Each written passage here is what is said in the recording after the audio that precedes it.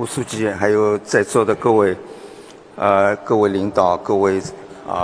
财经界的朋友，大家早上好。这个很高兴参加界面财经的这个年会啊，我已经好几次来这个年会上做过一些交流。那么这个我记得在前几年，这个每一次讨论经济问题的时候呢，我们就面对一个这个概念上的一个问题，就是我们很希望知道这个我们现在的经济到底这个问题大家感受到的困难是这个怎么引起的，怎么发生的。那么那个时候呢，我想我们总体上还是认为我们的经济呢是一个供给约束的经济。所谓供给约束，就是说经济的主要的问题还是在供给端所以我们大部分的这个宏观层面上的政策呢，是为了这个要解决供给端的这个短板但这些年情况发生了很大的变化这个我觉得可能中国经济从此进入到了由需求端来制约的一个经济。那么这个话呢，现在可能更多的经济学家也开始去谈论，就是我们的经济经过这么多年的一个高速的发展现在这个需求端呢变成一个很大的短板。那我想这件事情本身呢，也不是这个中国独有的一个现象。如果大家回顾这个战后东亚经济的快速的成长过程，那么也会发现这个前面有几十年的高速的这个发展经济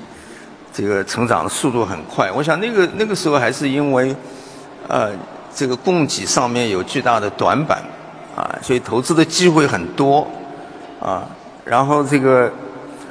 东亚的经济有一个特点，就是这个它比较容易能够调动，政府比较容易能够调动这个各种资源投向这些短板的地方在产业政策的指导之下，那么这个经济很快能够通过突破这些供给的短板从而能够这个更好的满足这个被释放的这些需求。所以那个时候经济的繁荣呢经常会出现在这些高成长的经济体那么我想中国在改革开放以后这个几十年呢，我们基本的这个支撑这个经济繁荣的这个商业模式呢，也基本上是这样子可能在不同的阶段它的重心不一样尤其是到了这个90年代末慢慢的我们的经济也开始走向以这个投资来驱动以基建这个所谓大基建的扩张，房地产的这个崛起再加上这个外部环境的改善。那个时候特别是加入 WTO 以后呢，中国跟西方的关系在一个蜜月期所以整个的这个支撑我们繁荣的这个商业模式呢，基本上我想持续了差不多15年的时间这个也是非常重要的，我们抓住了这个机会如果今天大家有机会到越南去，你会发现越南现在在它的房地产，你比如在河内在胡志明市它的房地产房价的这个上涨速度堪比中国当年的情形。所以我们可以预料越南这不久的将来，很快它的经济也会发生这个一个非常大的一个模式的变化。因为你这样一种繁荣呢，它会迅速的推高你的商业成本所以让你原来支撑这个经济发展的这个商业模式会自己被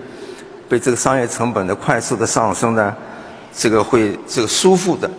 所以使得这个原来的商业模式不能够继续发挥效率。所以我想越南也将来会这样。但是你现在要让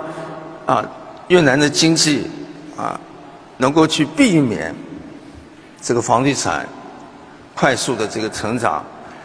房价快速的上升所可能造成的这个影响也是比较困难的所以就像中国的房地产发展过程当中，很多经济学家包括我个人反复的提醒，但是其实是没有用的，因为那个市场的大家的预期在那里改变不了啊，但是到今天呢，我们知道，这个其实整个经济的这个基本面也是发生了很大的变化，啊，那么所以我刚才说，我们现在遇到的最大的挑战，已经从供给约束转向了需求约束，啊，转向需求，原因就是因为你在过去长达几十年的这个发展当中呢，啊，你的基本的这个政策的所形成的这个商业模式呢，是扩大供给的，啊，这样一种商业模式，啊，所以短板不断的被消除，瓶颈不断的被扩大，啊，大家还知道在上一轮的强刺激政策09年到11年那个3年，我们还能够听到啊煤电油运的这样一种瓶颈，我们还可以听到呢这个运输能力的不足，导致这个高速公路上的这个超载的现象非常严重，啊，所以那个时候还存在着一些短板，但是今天这个短板已经完全消除掉了，所以这样就导致呢这些年啊，不管我们做了些什么，我们看到整个经济的总的供求的关系，就是总供给和总供求之间的这个力量的对比，发生了一个根本的变化。这个天平啊，它的这个整个的这个平衡的这个能力已经大大的增强。所以在这种情况之下呢，我们的宏观层面上，我们发现无论你是看我们的消费价格指数、生产价格指数，以及它们的一个综合这个指数我们叫 GDP 价格指数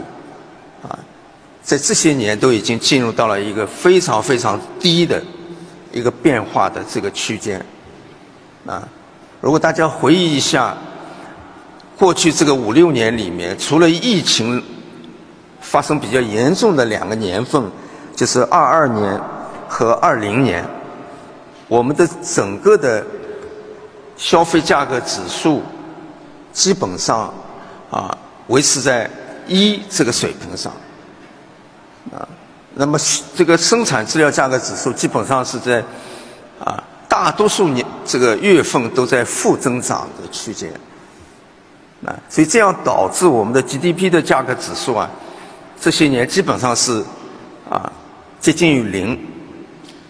甚至于在一些年份基本上像今年就是负，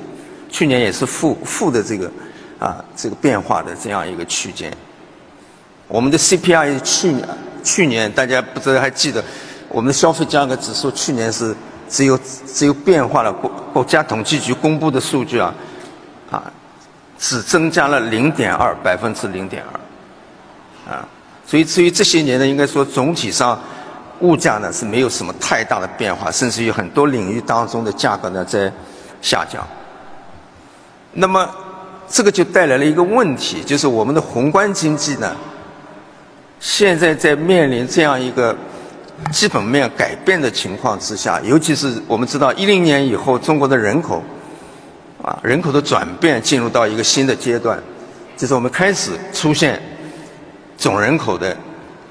从过去呢我们说出现拐点，也就是说它的增速在放缓，到现在这个转变到它的增速为负。那么这样一个从所谓2次到1次的这个转变呢，这个对中国有持续的长期的一个影响你看日本当年也是这样，包括后来的亚洲4小龙所有这些经济增速能够维持2位数或接近2位数，而且可以长达20年、25年、30年的这样的经济体，无一例外的都是一个在基建、在城市建设，对吧？在基础设施建设在制造业的资本支出这些领域当中都是超前的这是我们这些高成长经济体一个可以说最基本的、最共同的一个特点，就是很多领域的发展是超前的，这是很多发展中国家梦寐以求的，但是很难实现的一个东西，因为这个跟国家的体制有关系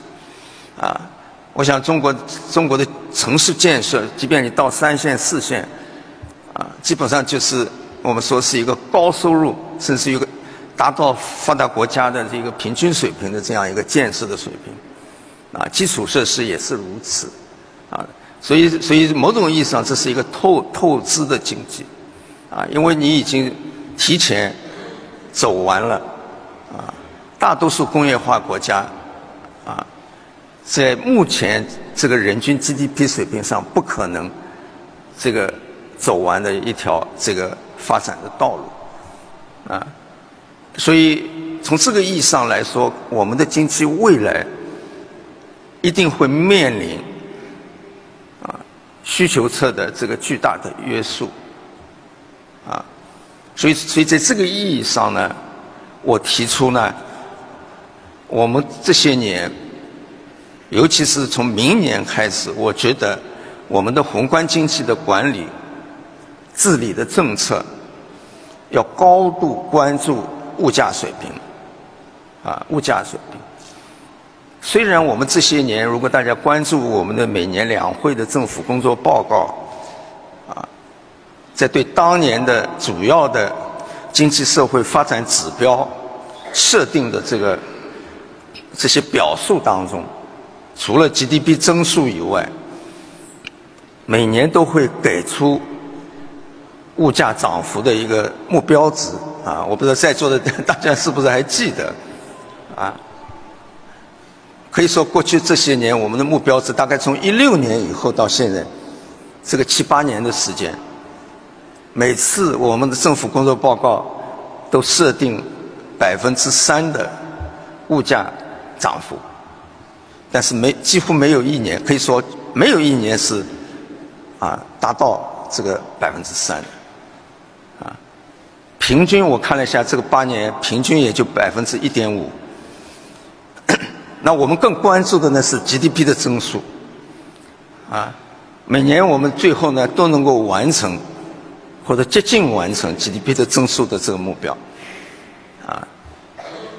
我看了一下过去10年 GDP 的增速目标大概只有2、3年时间是没有完成的，但是非常接近，啊，非常接近，大部分我们都完成。就像今年我们这个最近大家注意到统计局的发言人也好，中财办的这个常务副主任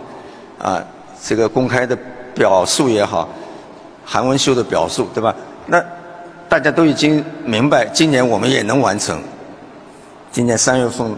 定的这个 GDP 增速的目标。但是有多少人关注我们的 CPI 3%的这个目标能不能完成？那当然完不成，去年只有0.2%。依然是定了3%的目标，但实际上只有0.2%。今年的情况，我想跟去年那个大同小异。所以呢，我觉得明年呢，我是强烈的建议，明年的经济社会的发展指标当中，最优先的目标不是 GDP 的增速，而是物价的总水平要设定在2%，或者说不低于2%的这样一个目标上面，而且全年的宏观经济政策，特别是货币政策和财政政策，要围绕实现这个2%的这个物价涨幅而努力，就是达不到这个目标绝不收手，要有这个承诺。我觉得这是明年最重要的。那不是说 GDP 增速目标不重要，但是我觉得在表述上面要把这个物价涨幅呢，2%的涨幅呢，放在最优先的位置。换句话说，对于央行的货币政策来说，我们要突出这个单一目标，因为现在的目标很多元，对吧？所谓多任务，有很多任务，既要又要还要。但是呢，真正我们现在看每年我们这些年以来，每年也就是围绕着 GDP 增速能不能达到或者接近我们设定的目标，好像这个完成了我们就太平了。但实际上大家知道，这些年每年我们都基本上完成了这个 GDP 增速目标，但是为什么每年我们还觉得这个经济在变得更加困难，对吧？这就说明呢，实际上我们的经济因为它基本面发生了很大的变化，它支撑过去这个经济繁荣的商业模式已经慢慢的在瓦解了。经济在处于一个转型过程当中。这个转型的一个我认为最大的一个变化就是供给约束慢慢的被需求约束取代了。所以这个时候如果我们不把注意力放到物价这个层面上的话，很可能我们的宏观经济管理的政策也花了很多钱，对吧？也制定了很多这个宏观经济的这些指标但是最后呢，很可能在宏观层面上，我们让供求关系的这个不平衡呢，偏向了不利于物价稳定的这一边，也就是说，不利于预期改善的这一边。比如说你现在如果继续扩大这个资本支出、基建支出、基础设施支出，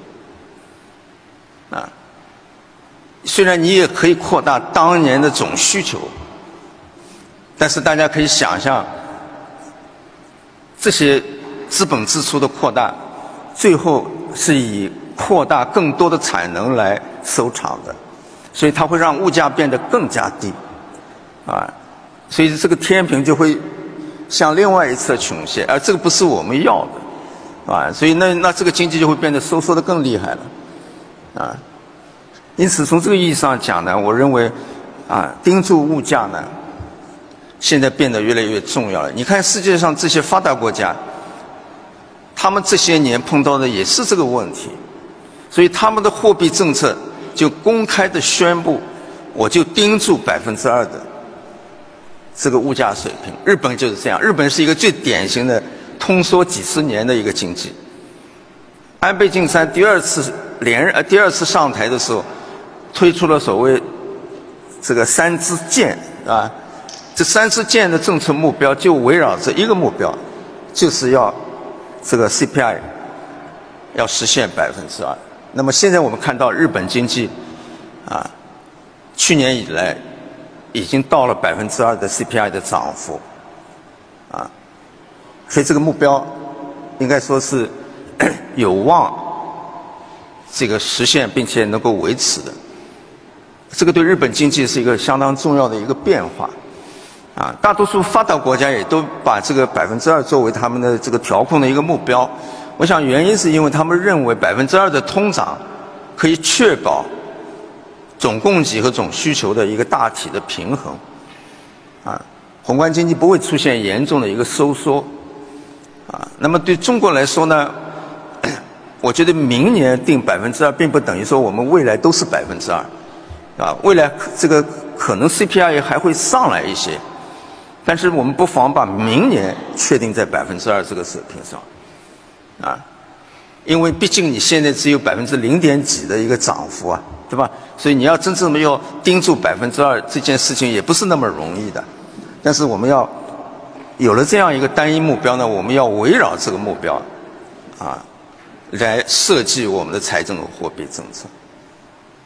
而且2%呢，这个目标一旦能够实现，特别是对于我们的管理当局，一旦能够承诺我的目标就是2%的这个 CPI， 要围绕这个，达不到这个目标我就不会收手。那么这样就向市场释放了一个非常强烈的信号所以这个对于改善市场预期、稳定市场预期也是相当重要的所以在说清楚了这个2%的这个 CPI 目标应该作为最优先目标来考虑的时候呢，那么大家一定关心，那这个2%到底能不能实现，可行性怎么样那么我们知道呢，这个物价是这样，我刚才讲了，这个宏观经济层面上物价的总水平它是由各行各业的这个价格的一个综合的反应这是个综合反应即便我们现在只有0.2%的这个涨幅，但是有些行业我们大家可能感受这个物价涨得还是蛮厉害，但是总体上宏观层面上 CPI 呢，它是选了我们的家庭所依赖的这些消费品的一个这个代表性的这些项目上面的这个价格变化